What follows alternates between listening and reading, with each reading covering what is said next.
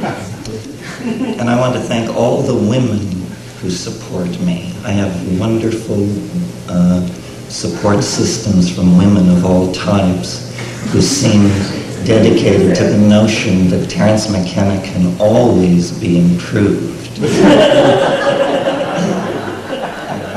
I'm extremely grateful for that. The frontiers are enormous in that dimension. Okay. What I want to talk about tonight is the notion or the idea of a psychedelic society.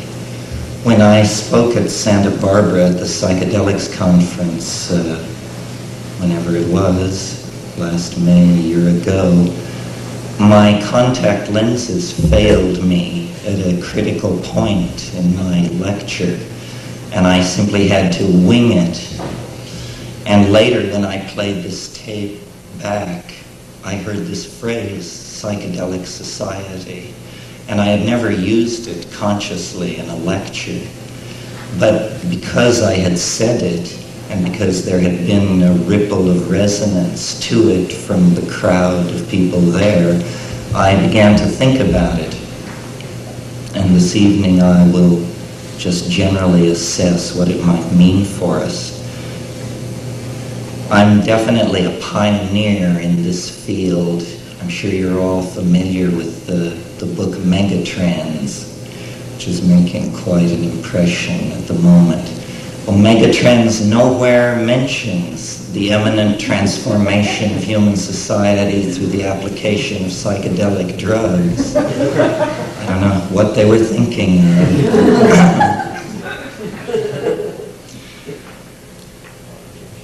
What I think a psychedelic society, what that notion means or applies to me in terms of ideology, is the idea of creating a society which always lives in the light of the mystery of being. In other words, that solutions should be displaced from the central role that they have had in social organization. And mysteries, irreducible mysteries, should be put in their place. The British enzymologist J.D.S. Haldane in the 1920s in an essay said, "The universe may not only be stranger than we suppose, it may be stranger than we can suppose." And I suggest to you that as we look back over human history, every pinnacle of civilization, whether it be Mayan or Greco-Roman or Sung dynasty, has believed that it was in possession of an accurate description of the cosmos and of man's relationship to it. This seems to go along with the full flowering of a civilization. But from the point of view of our present civilization, we regard all those conceptions as at worst quaint, at best half right, and congratulate ourselves that our civilization at last has its finger on the real description of what is going on.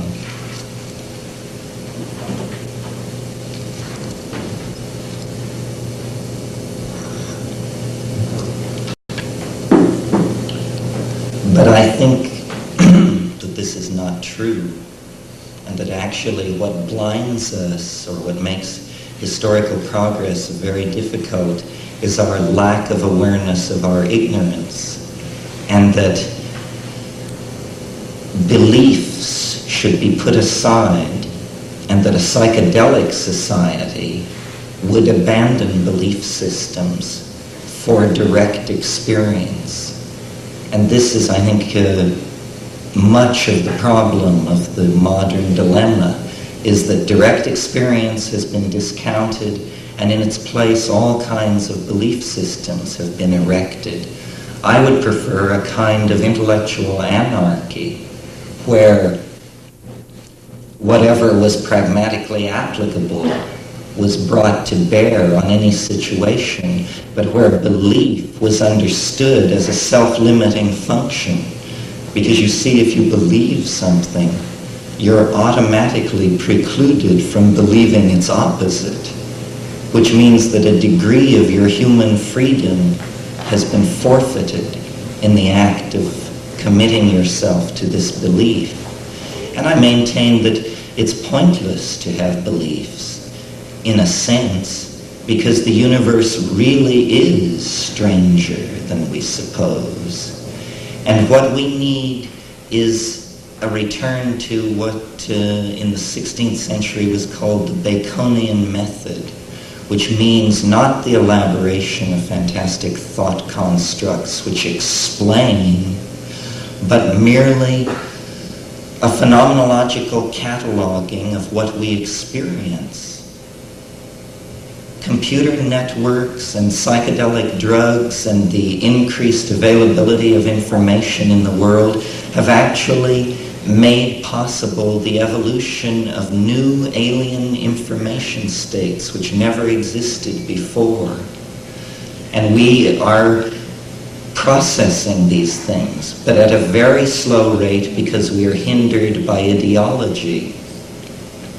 Now, I mentioned in an earlier workshop this afternoon that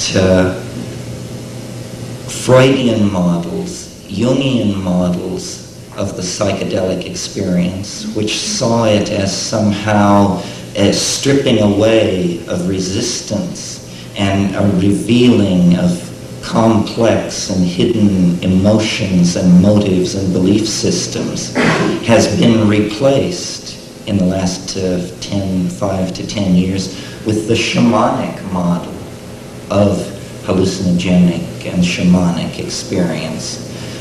This model holds that archaic peoples have deputized special people to probe hidden information fields using psychedelic drugs, and that the information extracted from these information fields is then used to guide and direct the society.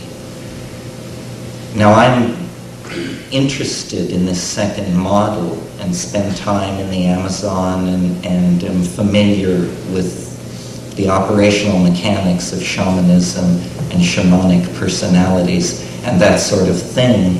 But I believe, actually, that the psychedelic experience looms larger than the institution of shamanism, and that we hold a unique opportunity, which is sort of the flip side of the culture crisis.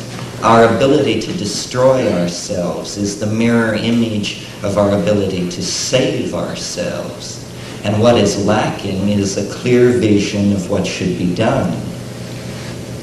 What should be done is certainly not the accumulation of ever larger nuclear arsenals and the promotion of all kinds of primate game playing of the sort that Tim Leary is well versed in denouncing. What needs to be done is that fundamental ontological conceptions about reality have to be remade.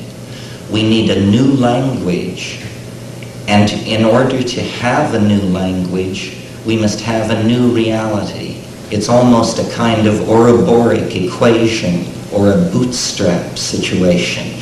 A new reality will generate a new language. A new language will fix a new reality and make it part of this reality. These psychedelic drugs can be conceived of as points on an informational grid. They provide new perspectives on reality. And it is when you connect all the points of perspective that you have on reality that a reasonably applicable model of it begins to appear. And I think this reasonably applicable model, what Wittgenstein called something which is true enough, is what we're looking for. The true enough mapping of experience onto theory is what we're looking for. But experience must be made primary. The language of the self must be made primary. And anarchy carries this responsibility even when it's only political anarchy. What I'm advocating is that we each take responsibility for the cultural transformation by realizing that it is not something which will be disseminated from the top down. It is something which each of us can contribute to by attempting to live as far into the future as possible. You know, we must get rid of the conceptions of the 40s, the 50s, the 60s, the 70s, the 80s, the 90s. We must smear the historical moment and become exemplars of the humanity of the end time. And those of you who attended my lecture this afternoon about time know that I believe that liberation, or let's even say decency, as a human quality, is an actual resonance and anticipation of this future perfected state of humanity. And we can will the perfect future into being by becoming microcosms of the perfect future, and no longer casting blame outward on institutions or hierarchies of responsibility and control, but by realizing that the opportunity is here, the responsibility is here, and the two may never be congruent again, and the salvation of your immortal soul may depend on what you do with the opportunity. Amen. So what do you do with the opportunity? What does it mean to say in operational terms, live as far into the future as you can live? It means taking a position vis-a-vis this emergent hyperdimensional reality. It does not necessarily mean becoming a psychedelic drug user yourself, but it means admitting to yourself the possibility. And if you feel the heroic potential within yourself to be one of the experiencers, one of the pioneers, then you know what to do. If, on the other hand, you fear to be lost in the abyss, you fear what William Blake called falling into eternal death, falling from the spiral of being, which connects one reincarnation to another, and falling into the realm of eternal death, then you orient yourself towards the psychedelic experience, towards the psychedelic phenomenon as a source of information. A mirror image of the psychedelic experience in hardware are computer networks. Computer networks, paradoxically enough, are a deeply feminizing influence on society, where in hardware the unconscious is actually being created. It's as though we took the Platonic bon mot about how if God did not exist, man would invent him, and say, if the unconscious does not exist, humanity will invent it in the form of these vast networks able to transfer and transform information. This is, in fact, what we are caught up in, is a transforming of information. We have not physically changed in the last 40,000 years. The human type was established at the end of the last glaciation. But change, which was previously operable in the biological realm, is now operable in the realm of culture. And we are shedding cultural adumbrations of our vision of the unitary mystery at a faster and faster rate as we try to accommodate ourselves and mirror ourselves to the mystery which lies ahead of us in time and which is throwing this vast shadow of fatedness back over the entire experience of human history for everyone who has lived in it. And previous to our own era, the only control language which could be applied to this thing, which was bringing people together and causing birth and death and tearing down and erecting civilizations was God. And it was imagined as a self-conscious force that was leaning into the world like a cat into a fishbowl and making things happen.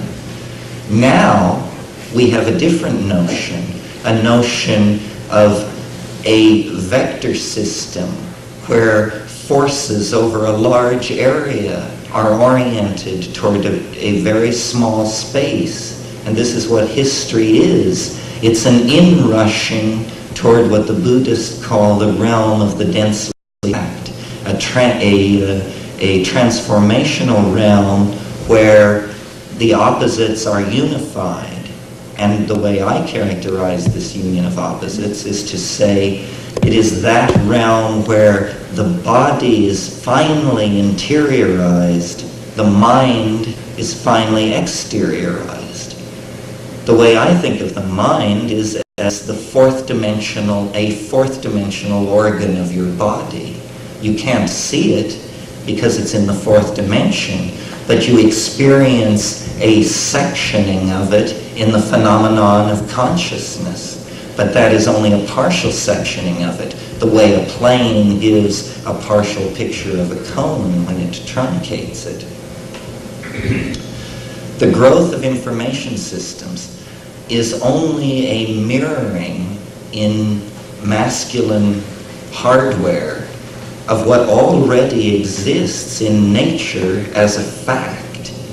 And it is up to us to hone our intuitions and to become aware of this pre-existent system of communication and wiring so that we can step away from the dualisms which separate us from each other and from the world. We need to realize that there is a gene swarm, not a set of species on the earth, that half the time when you think you're thinking, you're actually listening, and that ideas are remarkably slippery things and are very difficult to trace to their origins, and that we really are one-on-one and all together in a dimension that is not as accessible as you might wish to be congealed, as Finnegan's Wright says. The psychedelics are a red-hot social issue, ethical issue, whatever the term for it is. And it is precisely because they are deconditioning agents. They will cast doubt in you if you're a Hasidic rabbi, a Marxist anthropologist, or an altar boy, because their business is to dissolve belief systems. And they do this very well, and then they leave you with the raw datum of experience. What William James called, in talking of infants, a blooming, buzzing confusion is what they leave you with, the raw datum of experience. And out of that, you reconstruct a world. And you need to understand that it is a dialogue where your decisions, the projection of your grammar onto the intellectual space in front of you, is going to gel into a mode of being. We actually all create our own universe because we are all operating with our own private languages, which are only very crudely translatable into any other person's language. There's even a physical analog to this, which will further reinforce this notion of alienation.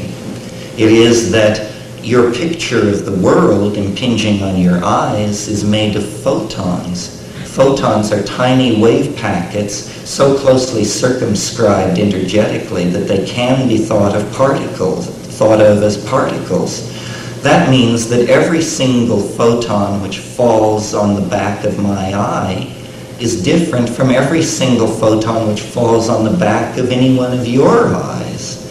This means that I am using 100% a different section of the world than any one of you is to get a picture of the world. And yet we are sitting here with the naive assumption that our pictures of the world differ only by our perspective within the space of the room. And we have numerous extremely naive assumptions like this built into our thinking. And our most venerable explanatory engines, such as science, happen also to be our oldest explanatory engines, and therefore they have built into them the most naive and unexamined assumptions. For instance, science, we can demolish it in 30 seconds. Science tells you that a set of conditions will create a given effect, and that every time that set of conditions is in place, that effect will be found to obtain. Well, the only place this happens is in laboratories. In our experience, it isn't like that. A contact with a person is always different. The experience of making love, having a meal, riding the bus, these things are always different. It is their uniqueness, in fact, and the uniqueness that pervades all being that makes it bearable at all. Yet science is willing to tell you that the only things worth describing are those phenomena that can be repeatedly triggered. This is because these are the only phenomena science can describe, and that's the name of the game as far as they are concerned. But we, to claim our freedom, to take advantage of the tiny moment between immense abysses of unknowability, perhaps death, perhaps other reincarnations, perhaps transitions into other life forms. These things we don't know. But in the moment of being human, we have a unique opportunity to figure things out. And I have the faith that it is possible sometime, somewhere, to have a conversation. Perhaps no progress would be made until the 9th hour, but to have a conversation in which reality could be literally pulled to pieces, beyond the point of reconstructing. I had a friend, I'm not sure this is germane, but I had a friend back in the 60s who one day on LSD took a toothpick and he sat for 14 solid hours with the toothpick and a large red brick, and he demolished it.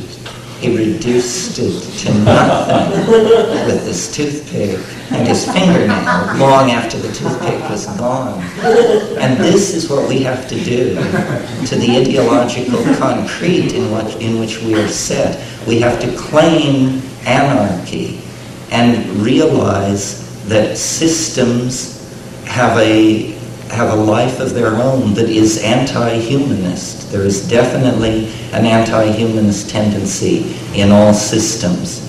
Ludwig von Bertalanffy, who was the inventor of general systems theory, said, people are not machines, but in every situation where they are given the choice, they will behave like machines. We all fall into patterns. We all then hold those patterns ever more tightly. They cannot be violated, and this happens on the thought level.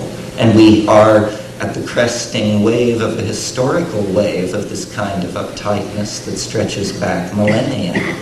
And I think that we have now come to the end of this phase. Whether you buy into my own peculiar apocalyptarian transformative vision involving 2012, or whether you just can tell by looking around you that the shit may soon hit the fan, I think we can agree that we have come to some kind of a pass.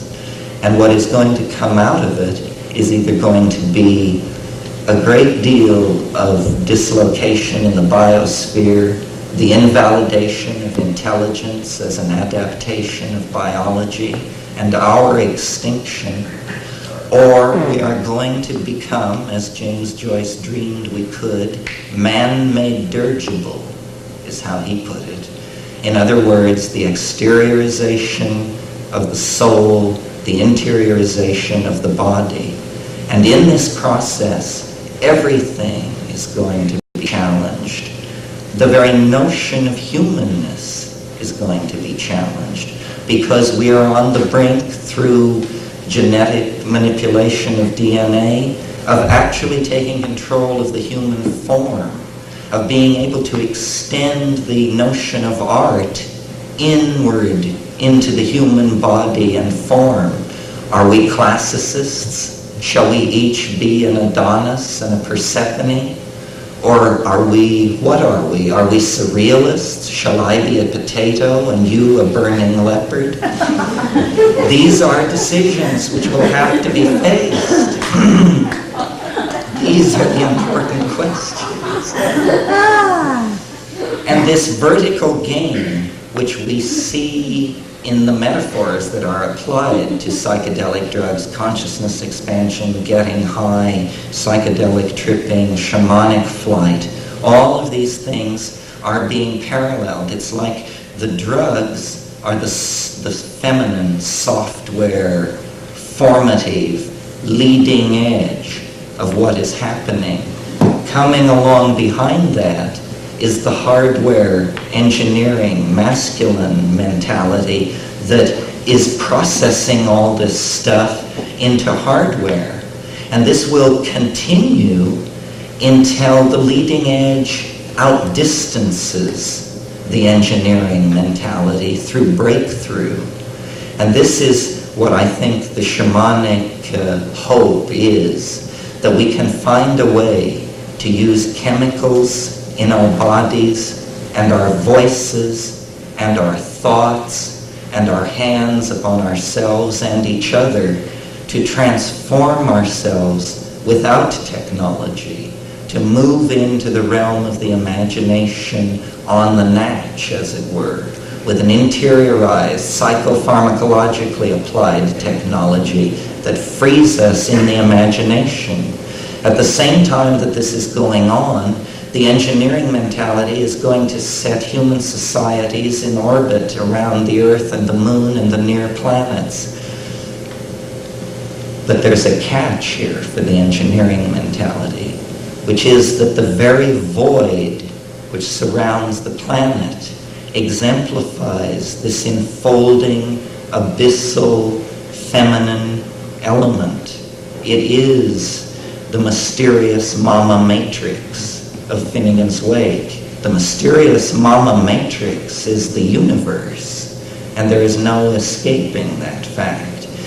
So that I think the engineering mentality, which will seek to change man into his machines, will have to be counterpoised by the psychedelic, earth-oriented, imagination-oriented side of things, which will create then the potential for the spiritual marriage that will be the alchemical perfection of a new form of humanity. And this is not far away. It can't be far away. It must be now and soon.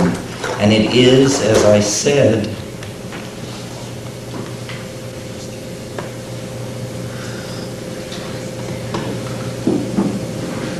it is a personal responsibility incumbent upon all of us to act.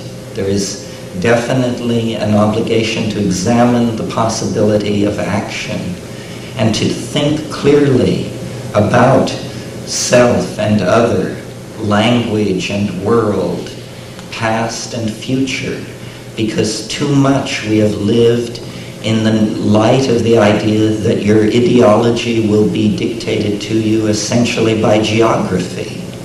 And if you're born in India, you'll find out that the cosmos is one way. If you're born in Brooklyn, you find out it's another way. What we need to do is transcend these localized grids of fate, which make us what we are but don't want to be, because you claim this higher level of freedom by the simple act of applying attention to being. The experience of being, the primacy of experience. This is why I can get along with these people in the Amazon who do these drugs, because though my Spanish is terrible and often theirs is worse because they're Indians, la experiencia, señor. And yes, we understand, we know. And he says, you know, because we're posing usually as scientists of some sort, you're from this or that university, you will return to this laboratory, you show me this paper which has the name of my friend in it because he helped you last year, but I say to you, experience is the thing.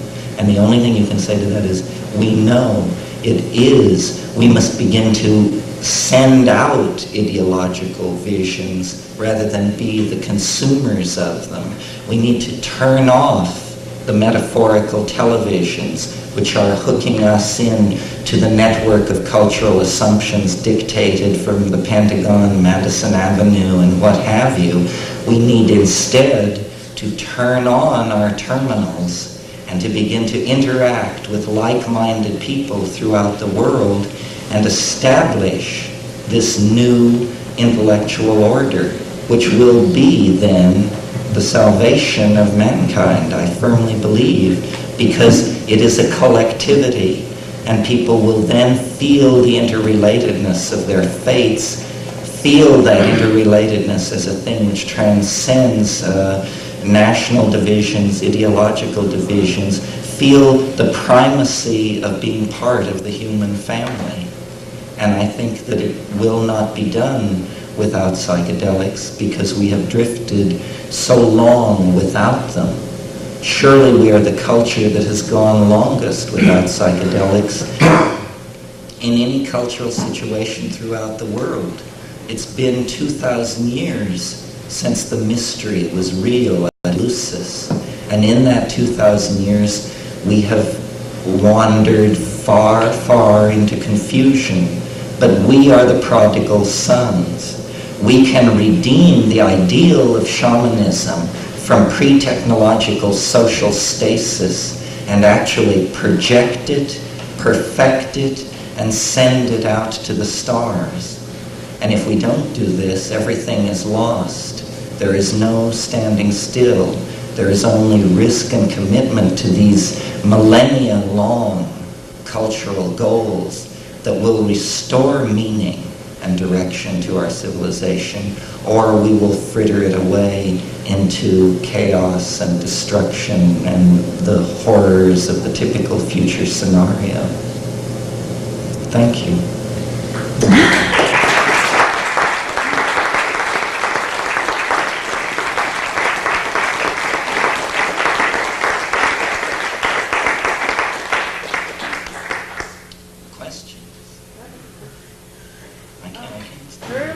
Earlier in your talk, you mentioned the expression gene swarm, and I'm not familiar with it. Could you explain it?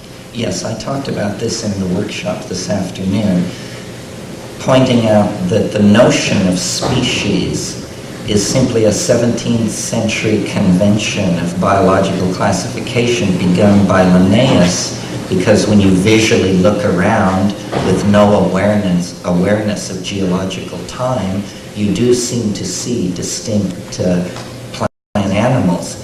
But now that we are aware of such things as bacterial transfer of genes from one organism to another and this sort of thing, we realize that the apparent fixity of the species is an illusion, and that actually there is only a gene swarm on the planet, and it coagulates into centers. The densest kind of center it coagulates into we call an organism, but it also coagulates into more loosely bound systems such as symbiotic relationships, or yet more loosely bound relationships, ecotomes and biospheres, and that really there are just, from any given biological center, there is just a series of concentric shells of influence going both directions outward, and that's a more true view of the situation on the planet than the notion that there are distinct species.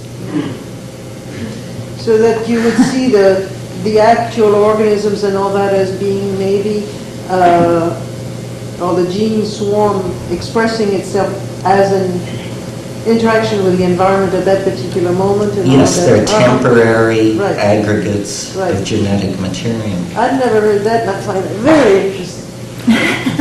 Well, it turns out when you start, I don't want to get too deeply into it because it's a sideline, but when you start looking at the ways that genetic material is transferred around, there are all kinds of ways. There's even been a kind of termite found in Africa where the mating activity is so furious that, and the sexual organ of the male insects so sharp that they actually pierce the body cavity, not only of females, but also of other males. And by marking the sperm of these insects and following it, you can discover that some male individuals are transferring sperm to females that is not their sperm.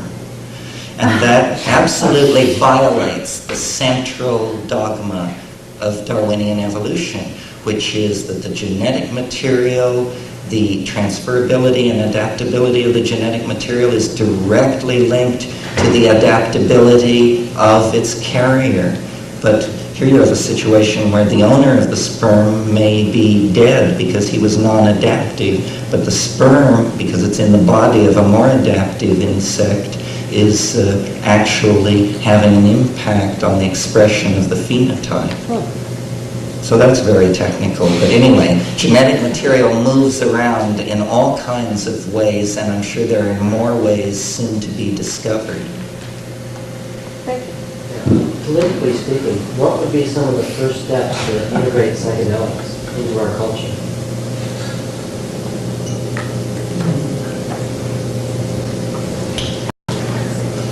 Well, harking back to my notion that the responsibility always rests on us, and that you don't want to go out and immediately form a movement to change those guys or that bureau, I think the thing that should be done is people who are involved in psychedelics should live lives of such exemplitude and impeccability that the notion that there was anything shady or wrong or curious about this phenomenon would be ludicrous.